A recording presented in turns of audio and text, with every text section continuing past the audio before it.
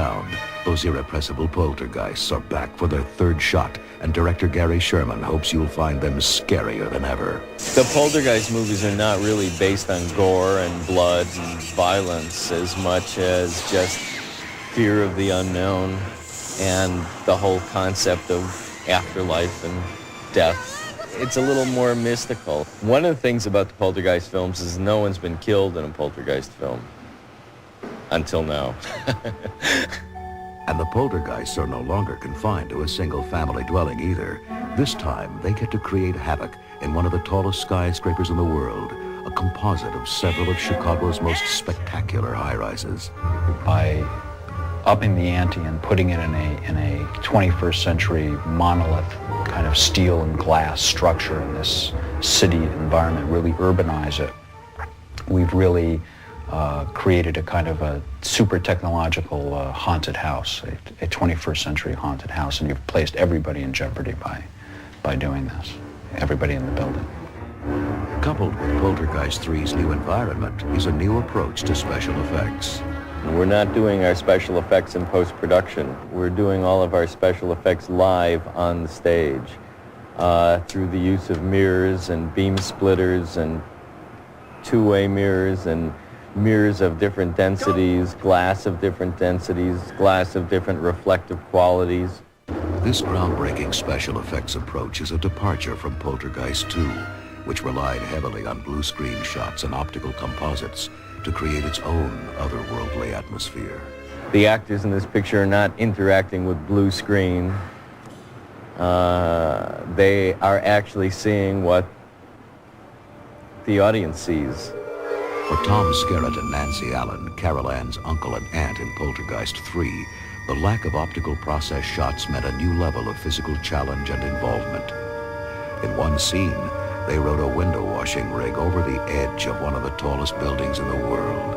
It's numbing to go out in that thing, sticking out there like a pepperoni over, Chicago.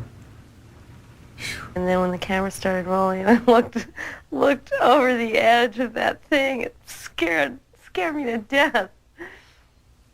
So I used it. Working on Poltergeist 3 is definitely the biggest challenge I've ever had in my career. I've been 19 years doing this.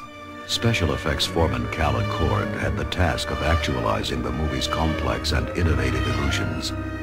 In a Chicago workshop, a wall away from the sound stages, Accord and his crew had to create everything from animal carcasses that would come alive in a meat locker to breathing doors.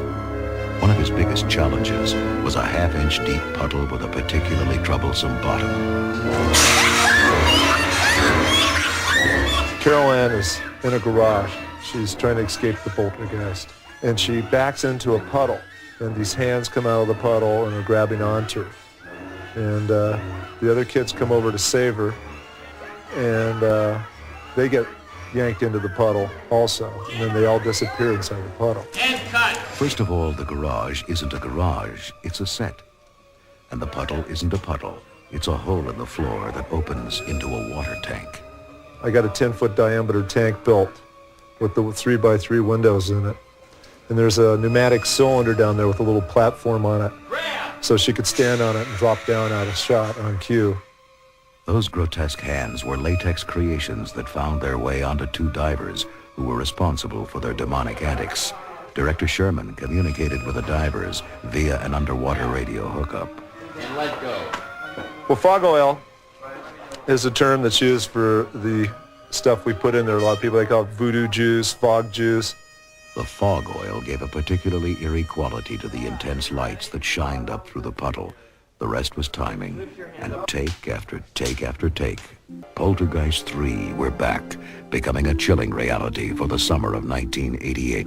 They're between dimensions, behind reflections, behind mirrors stealing images. Carol Ann. Carol Ann.